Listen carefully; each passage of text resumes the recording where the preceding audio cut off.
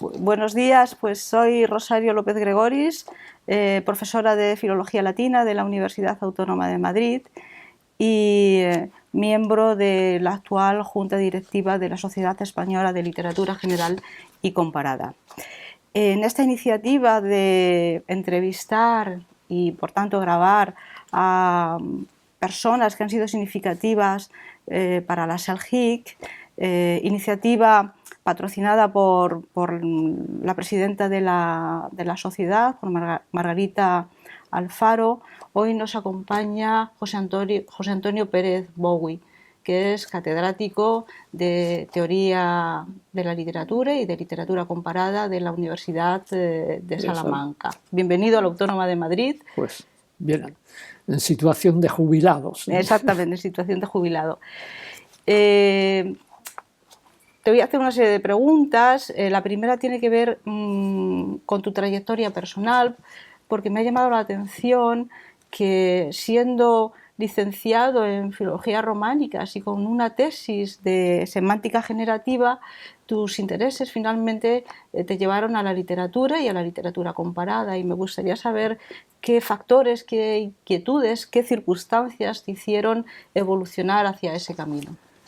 Sí, fue en realidad al estar en la universidad todavía de ayudante, entré en principio en lengua española, estaba todavía Lázaro Carreter, y luego cuando Lázaro se vino a Madrid, en principio a la Autónoma, pues se produjo una vacante de ayudante que podía pasar a explicar en lugar de lengua española crítica literaria y teoría no, antes se llamaba así, lingüística general y crítica literaria.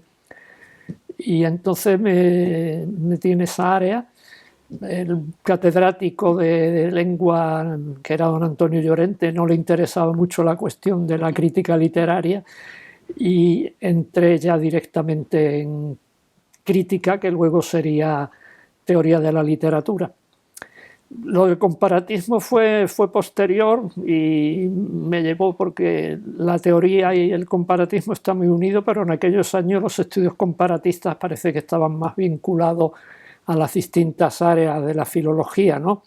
Lo que se hacía era literatura comparada hispano-alemana o hispano-italiana, pero el fundamento teórico que luego se ha incorporado al ámbito teórico enriqueció mucho el campo del comparatismo, sobre todo dotándolo de una base teórica que era necesaria, salir, diríamos, de los aspectos puramente locales y centrado en la comparación entre dos literaturas, para pasar a cuestiones más generales de géneros, de formas, de teorías de recepción y todo eso que actualmente engloba el comparatismo.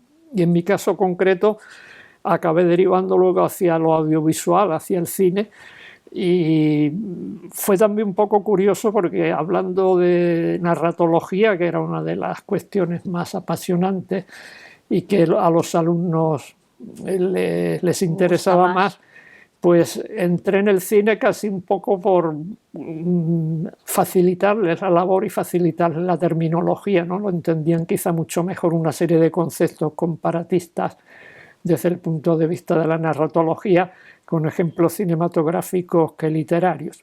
Y a partir de ahí pues empecé a hacer una serie de trabajos que entraban en relación ya directamente con el comparatismo, no ya en el comparatismo en sentido tradicional, ¿no? Sino con todas las vías que se le han abierto posteriormente. Literatura entendida además en su relación con otros medios, ¿no? Con la pintura, con la música y, por supuesto, con el cine y con los medios audiovisuales, puesto que el cine ya también se ha quedado un poco marginal en relación a otros medios mucho más poderosos, ¿no? No te he presentado en detalle porque quería, sobre todo, que habláramos de esta especialidad tuya, de esta aportación tuya a la literatura comparada, que ha sido tu interés por explicar los procesos de adaptación de la literatura al cine. ¿Tú crees que en este momento ese imaginario que tenemos, que se tiene, de que el cine bebe, se nutre de la literatura, es un imaginario que ya no funciona, es un imaginario que ya no sirve, porque ya es casi la literatura la que también bebe del cine? O sea, ¿cuáles son las relaciones? Porque son relaciones muy complejas, ¿no? Y supongo que habrán evolucionado a lo largo de los años, ¿no? Pero me imagino que en este momento la situación de superioridad de la literatura como fuente para el cine ya no lo es tanto, ¿verdad?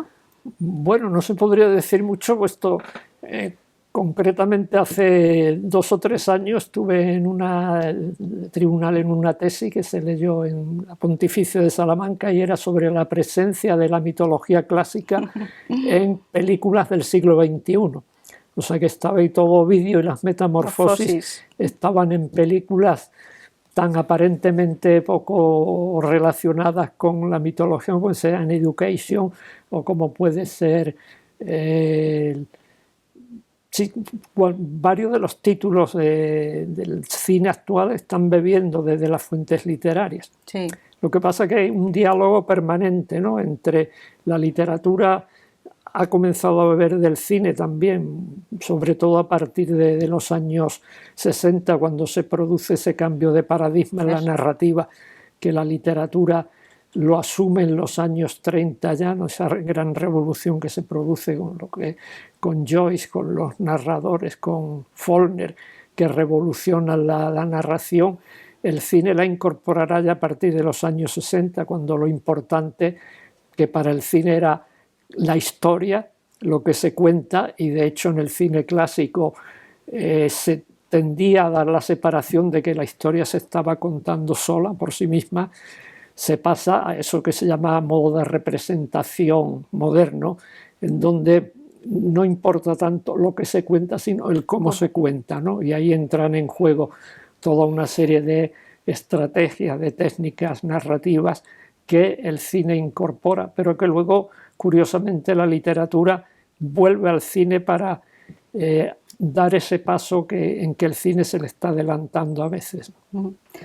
Has hablado de que tu acercamiento al cine ha sido de alguna manera producto de tu ejercicio docente para facilitar el acceso de los estudiantes a la materia, ¿no? Y bueno, te quería preguntar en qué medida la literatura comparada te ha ayudado en tu trayectoria docente, y también quería saber cómo ves tú ahora mismo el valor, la importancia que tiene una asignatura, una materia como la literatura comparada en los planes de estudio y en los intereses del alumnado. Porque, bueno, tu tarea docente ha sido muy dilatada, de hecho tienes una escuela, ¿no?, de gente que sigue tus trabajos, pero en el día a día, en tu contacto con los estudiantes, ¿qué interés tiene la literatura comparada? Con respecto también al cine, claro. Bueno, en principio se instauró en varias facultades, lo que pasa es que luego los planes de estudio han eliminado una especialidad en literatura comparada, que era algo maravilloso en el sentido de que se matriculaba gente de lo más diverso, ¿no? Gente selecta y poca, y entonces los años que yo he podido impartir esa especialidad eran quizá los que recuerdo con más placer, ¿no?, de encontrarte pocos alumnos interesados y motivados, porque acudían desde gente que venía de carreras científicas como de física, a gente que venía de filosofía o que venía de historia del arte o artistas incluso. Alumnos que planteaban inquietudes y que le obligaba a uno a prepararse bien antes de sentarse allí a dar una clase, ¿no?, porque sabía que se iba a encontrar con gente que te iba a exigir cosas. No ha desaparecido como especialidad, pero sí queda como materia y que sigue suscitando, por lo que yo veo, hasta que hace poco me jubilé, había mucho interés por tenerla como asignatura, aunque fuera optativa en muchos planes, y había interés porque desgraciadamente en el bachillerato luego desapareció una asignatura que era básica, que era literatura universal, que se daba antes. Es verdad. Y entonces a la gente le falta esa base de referencia a una literatura que no sea exclusivamente española. Y a través de la literatura comparada entran en contacto con esos grandes nombres de la literatura que están ahí, que al final acaban fascinándolos, ¿no? Estar en una carrera y oír por primera vez hablar, porque he tenido a veces un curso de teatro dentro de la literatura comparada, de la evolución del drama, y gente que no había oído hablar de Ibsen o que no había oído hablar de Strindberg o de O'Neill, entonces se encontraban con estos grandes nombres y acudían inmediatamente a leerlos y a suscitar su... Dentro de tu interés por el estudio de la adaptación de la literatura al cine, tienes una amplia producción. Voy a leer algunos títulos porque me interesa que me comentes cuál ha sido, a tu modo de ver, los trabajos que mayor impacto, originalidad o trascendencia crees que han tenido y siguen teniendo. Pues me parece fundamental, ¿no?, la vía de investigación que has abierto en este terreno del comparatismo. Tienes publicado, fíjate, en el 2008, Leer el cine, la teoría literaria en la teoría cinematográfica. En el 2004, Cine, literatura y poder, porque tuviste interés también por fijarte en la adaptación cinematográfica en el periodo franquista, ¿verdad? Sí, ese fue uno de los proyectos de investigación que dirigí. Sí, eso es, y me interesa también eso, el mercado vigilado, ¿no?, la adaptación del cine español. Y la del 2010 en Salamanca, reescrituras fílmicas, nuevos territorios de la adaptación, ¿no? Entonces, dentro de esta amplia variedad, igual falta alguno, si quieres citar alguno, ¿cuál crees tú que ha sido el más determinante? Porque bueno, aquí introduces los nuevos conceptos de reescrituras, transcritura, transmedialidad, ¿no? Porque de Jenkins, ¿no?, la transmedialidad, eso de que todo es un universo permeable, en donde igual vale el libro, la película, la serie o el videojuego, incluso, o la chapita que se vende. Eso es decir, estos conceptos de comunicación, ¿no?, transmedial, que ahora mismo son fundamentales a la hora de producir cualquier producto audiovisual, ¿verdad? Entonces, cuéntame cuál es... Pienso que el arranque, aunque en cierta medida es una culminación, es el libro de la teoría, ¿no? Es decir, teoría literaria. Es decir, el cine tiene toda una teoría muy fuerte, pero esa teoría, si nos fijamos, está calcada, ¿no?, de los conceptos literarios, a veces seculares, ¿no? Y se trataba de poner en relación, no se puede hablar de un trasvase exacto de una categoría literaria que funciona así en el cine, pero sí al tomar el cine una categoría como puede ser metáfora o como puede ser punto de vista, o eso lo elabora según sus propias técnicas, y eso se trataba entonces de poner un poco en claro cómo toda esa terminología estaba funcionando perfectamente en el nuevo medio, ¿no? Y cómo eso pues ayuda a profundizar en el análisis cinematográfico. No se trata de la crítica normal de la película es muy buena o me gusta mucho, o centrarse en lo puro temático, ¿no?, sino ver cómo se está contando esa historia y cómo el cine en un determinado momento, como se decía antes, se preocupa de llamar la atención sobre eso que diríamos el aparato enunciativo, ¿no? Es decir, cómo se está contando una película, como se demuestra en literatura, es algo que se cuenta, pero esa historia puede haber sido contada muchas veces. El kit está en cómo se cuenta ahora y qué añade nuevo ese nuevo modo de contar. Ahí entonces entrarían cuestiones múltiples de la propia cuestión de género o la propia cuestión de clasicismo, de realismo. Son etiquetas que al aplicarlas al cine necesitan una reelaboración o por lo menos repensarlas, ¿no?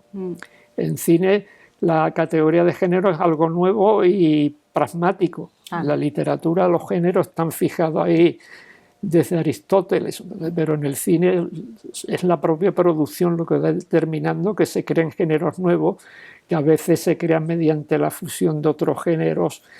Hay un constante trabajo en el cine desde el ámbito de la producción que en realidad está exigido por la audiencia, ¿no? Se está buscando que atrae a la audiencia, y como si un western atrae, pero si mezclamos ese western con otra modalidad genérica que es el cine criminal o el cine negro, entonces se produce ahí una fusión que va al fin y al cabo destinada al cine, no deja de ser un negocio a conquistar a la audiencia, ¿no? Claro. Y en estos momentos de poshumanismo, de inteligencia artificial, ¿cómo ves tú el papel que puede desempeñar la literatura comparada, aplicada al cine, precisamente? Ahí es un problema que habrá que abordar alguna vez. Por lo pronto, el cine ha dejado quizá de tener ese estatus privilegiado de el modo más idóneo de contar historias. Porque al fin y al cabo la humanidad o la gente lo que nos gusta desde siempre es que nos cuenten, y eso ha sido el éxito de la literatura, fue el éxito del cine, del teatro, pero eso se está desplazando hoy cada vez más a otros territorios.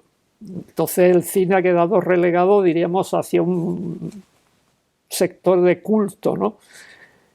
Y por eso en el momento en que ha dejado la función principal de contar historia a un tipo de público muy específico, público adolescente o público poco cultivado, y le ha cedido ese territorio a la televisión, a las series. Hoy las grandes historias se cuentan en series, ¿no? Porque reúne todos los ingredientes que reunía la novela decimonónica, ¿no? O sea, tiempo ilimitado, poder insertar todo tipo de variantes sobre una misma historia, de prolongarlas, de remontarse a los orígenes de un personaje, etc. Mientras que el cine está siguiendo un proceso cada vez más intelectual, incluso, bueno, en este número de 1616 está dedicado al cine poético, como el cine se está intelectualizando en la medida en que ya no le interesa contar historias, sino profundizar en su propio lenguaje, en sus propios medios, muy cercano a lo que hace la poesía, ¿no? Es una valoración del lenguaje, en este caso no estrictamente literario, sino cinematográfico. Ahí hay también un componente muy claro de metadiscurso, ¿no? Que tiene la poesía contemporánea también. Y de hecho, hoy el cine que se está haciendo muchas veces hay que verlo en un museo, esas instalaciones cinematográficas, o hay que verlo en circuitos muy cerrados, puesto que son películas que no llegan al gran público. Ahora bien, también la producción es siempre muy astuta, y cuando una forma que ha tenido éxito en lo que llamaríamos laboratorio de la vanguardia se ve que surte efecto, la aplica inmediatamente al gran público, ¿no? Al cine de consumo. Y de hecho ese cine se está también renovando continuamente, aunque sea solo por la necesidad de contar algo nuevo de una manera nueva a los grandes públicos a los que se dirigen. Muy interesante este desplazamiento que acabas de contar del interés del público hacia las series, ¿verdad? Porque eso era lo que era inicialmente el cine, de consumo popular. Y ahora que citas el número de cine y poesía de 1616, bueno, quería preguntarte o que me contaras un poco tu vinculación con la SELJIC, cuál ha sido tu aportación, desde cuándo colaboras con la SELJIC, y también en qué medida la SELJIC te ha ayudado a ti, ha contribuido a canalizar tu investigación a darte... Primero, sí, ha sido muy enriquecedora, puesto en principio ponerse en contacto con colegas de de diversas zonas del comparatismo y tener acceso a todas estas posibilidades que sí, uno sabía que estaban ahí, pero cuando uno se integra en una sociedad esta donde hay un debate y donde hay una preparación de congresos y hay que apuntar temas a los que abrirse, pues en principio yo creo que fue en el año 10 cuando entré en la SELGI y luego muy pronto me encomendaron organizar uno de los congresos bianuales en Salamanca, que fue en el año 12, y ahí introdujimos una de las secciones del congreso, era precisamente literatura y cine, ¿no? Creo que fue por primera vez cuando se incorporó, que tuvo una respuesta masiva por parte de los investigadores que acudieron.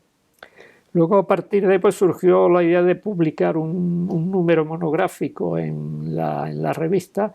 No se pudieron publicar porque por el número de páginas, muchas contribuciones, pero sí consideré que había que tratar un tema como ese que está tan de actualidad y que es esa dimensión lírica del cine, entendiendo por un cine que no se puede decir que sea exactamente antinarrativo, pero sí que es una narración muy mitigada, ¿no?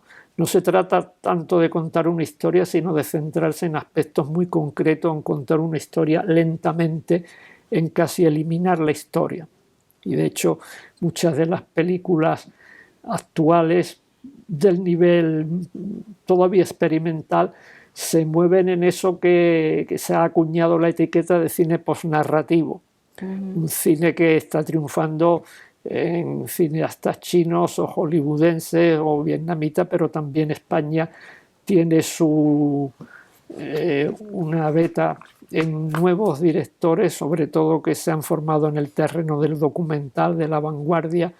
Estoy pensando en películas recientes como Alcarrás o la de hace unos años El cielo gira, que aparentemente utiliza el formato documental, pero es para llevar a cabo una reflexión, en el caso del cielo gira, sobre la España vacía y cómo la ausencia de historias te deja lugar a una reflexión sobre la vida de esas personas, que no son vidas, diríamos, que sean como para contar una historia, pero el mismo vacío existencial de esas personas te hace reflexionar, como en gran parte de este cine, ¿no? Y bueno, para terminar, ¿cuál crees tú que son los retos que afronta una sociedad de literatura comparada como es la SELGI? Bueno, los retos, los proyectos de futuro. Sí, yo creo que en parte ya se está abriendo desde hace años a superar esa textualidad absoluta, ¿no? Sí. La literatura o el cine, eso no es solo el texto, sino el texto está funcionando en un contexto y no es solo el autor el que hay que contar, sino también el ámbito de recepción, los códigos que esa sociedad exige en un determinado momento, la ruptura con esos códigos que están obsoletos o que hay que poner en cuestión. Todos esos son elementos que actualmente interesan, y entonces no solo es centrarse en el ámbito estricto de la literatura, sino ampliarlo a otros artes, como sería la pintura. Hay mucho que hablar de la relación entre pintura y literatura, pintura y música, literatura y música, literatura y cine también. Incluso el teatro está siguiendo también un camino que es digno de atención y que viene a coincidir con esa deriva del cine actual que es llamado cine postnarrativo, y es ese teatro que actualmente se llama postdramático, en donde no interesa ya el drama, sino interesa el teatro como documento, por una parte, hacer hablar a los protagonistas de una historia en inmigrantes que han conseguido instalarse, o sea, personas, mujeres que han sufrido maltrato, ese teatro documento, pero por otra parte también el teatro como reflexión sobre sí mismo, ¿no? Hasta dónde podemos llegar con un lenguaje teatral y cuáles son sus límites, o cómo paradójicamente con dos personajes hablando en un escenario vacío y con una ausencia total de escenografía se puede llegar a contar una historia mucho más profunda que utilizando toda la parafernalia, ¿no?, que utiliza hoy la puesta en escena. Todo. Bueno, pues parece que tenemos todavía mucho trabajo, muchas líneas de investigación y que la literatura comparada goza de... Tiene una larga vida por delante. Goza de larga vida, sí, goza de proyección. Bueno, muchísimas gracias, José Antonio, pues, por este rato. Me ha sabido a poco, pero en fin. Gracias.